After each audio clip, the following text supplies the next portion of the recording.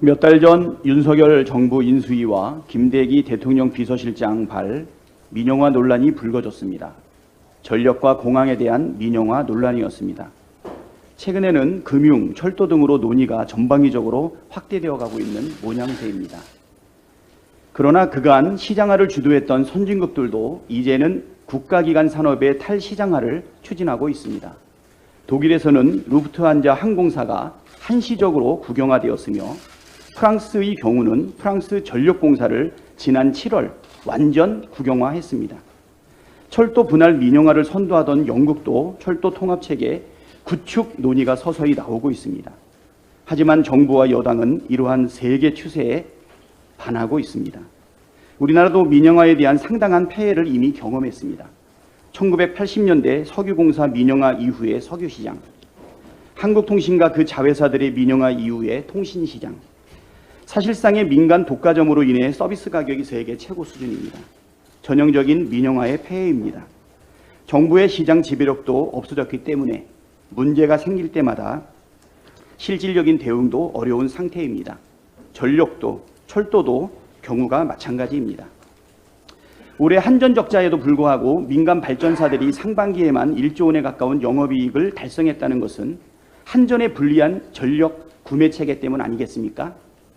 이제 시장 주도의 민간 경제가 무조건 좋다는 생각을 버려야 합니다. 상식적으로 민간 기업이 수익이 안 나는 일을 할 이유가 있겠습니까? 결국 민간을 끌어들이게 되면 돈 되는 일은 민간이, 돈 안 되는 일은 정부가 국민 세금으로 메꿀 수밖에 없습니다. 정부는 국가 기관 산업 민영화 추진을 멈추십시오. 그 피해는 오롯이 국민이 받기 때문입니다.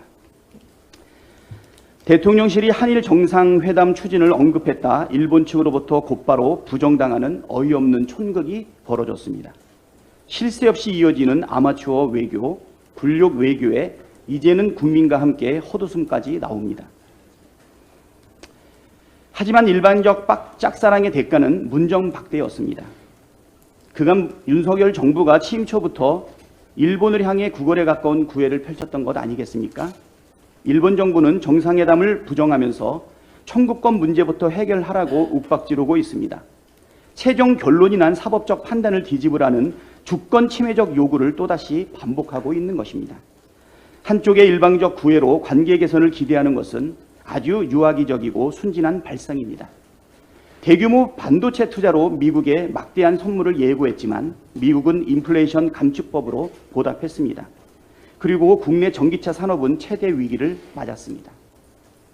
8.15 경축사마저 일본에 바치며 우리의 자존심을 버렸지만 돌아오는 것은 정상회담 거절이었습니다. 한일 양국 간 신경전이라는 해석도 있지만 극적으로 정상회담이 성사된다 하더라도 그간 윤석열 대통령의 태도에 비춰볼 때 일본에 매달려 무엇을 얼마나 내주고 진행할지 걱정부터 앞섭니다. 우리 국익과 밀접하게 관련된 대외 정책이 모두 실패하고 있다는 징후가 계속 나타나고 있습니다. 이제라도 굴종 외교, 노비 외교에서 벗어나 외교 정책 방향을 전환하기를 당부드립니다. 자존감은커녕 국익도 못 지킨다면 너무 무능하지 않습니까? 오늘은 9.19 남북 합의 채택 4주년을 맞는 날입니다. 정전협정 체결 65년 만에 군사적 긴장을 실질적으로 해소할 수 있는 제도적 기반이 마련되었지만 하노이 이후 대화가 교착 국면에 놓여 있습니다. 윤석열 정부의 출범 이후에는 북한에 잇따른 미사일 도발과 핵무력 법제화로 전혀 새로운 위기 국면이 전개 중입니다. 어려운 여건이지만 한반도 비핵화를 위한 노력을 잠시도 멈춰서는 안 될 것입니다. 이는 민족의 생존과 번영이 달린 절체절명의 과제이기 때문입니다.